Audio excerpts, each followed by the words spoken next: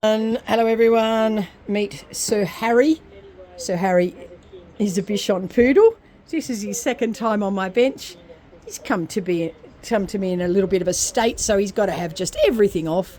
And the reason I'm making this video is because Harry went to another groomer before me. And he came back from that groom and she told the owner that he was the worst dog she'd ever done, and that the owner needed to train her dog, and this was to an 86-year-old woman who owns this dog, and basically took Harry back to her and said, you need to do something and train your dog. Your dog's the worst dog I've ever groomed. And this poor, wonderful client then came to me and said, Kim, help.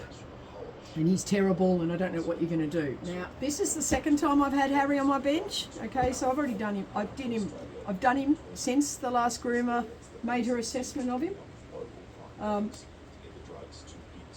And we had a lovely groom the first time, but I just thought I'd just show you what happens when you handle a dog well, properly.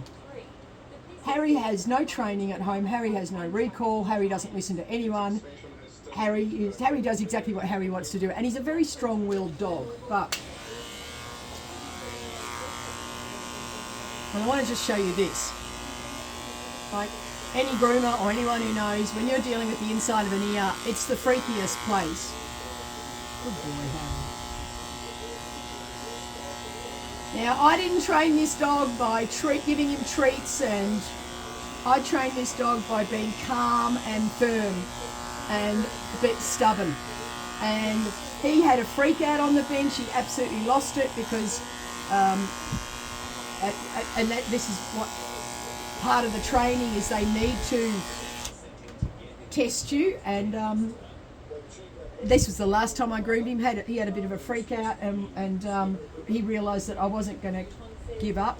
And when dogs freak out, the whole idea is to stay really, really calm, really calm. And you need to bring those energy levels way back down.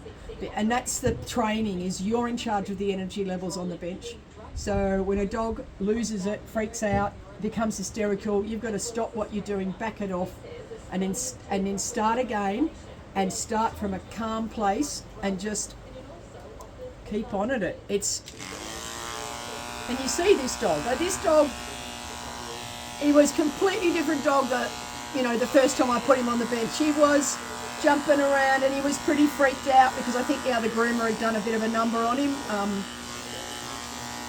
I feel like going and training her, or him. I think it was a girl.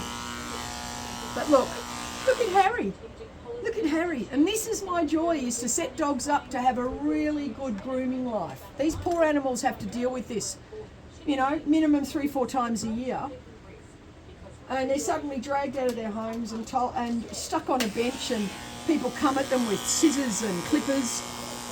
And this is a big deal, and you need to set them up properly. Good boy, Harry. Come on.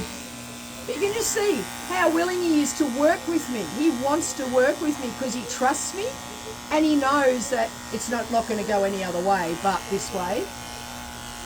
But if anyone knows about grooming dogs, you know that what I'm doing now is one of the most challenging things around their face. And look at the trust this animal has in me. I love you. You're a good boy. Oh, you are a good boy.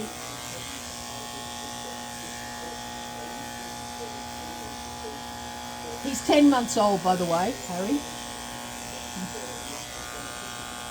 Harry, I don't know about this length on your face. What do you think? What do you think, my Harry? What do you think? But you see, he's willing to work with me. What a joy. What a joy. If you see me putting my blades on my face, that's me checking to see if they're not too hot. Because they do get very hot. It's very hot here in Australia at the moment, or Victoria. So it's a bit warm. That's why he's panting too. We've got the window open. Oh my God, Harry. Yeah. I know.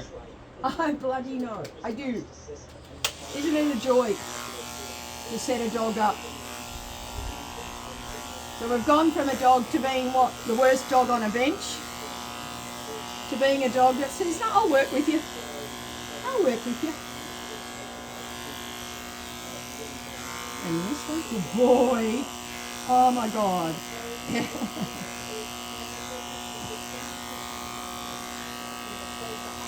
All right, I'm going to turn it off. This is just one for storage, just to... All right, ciao.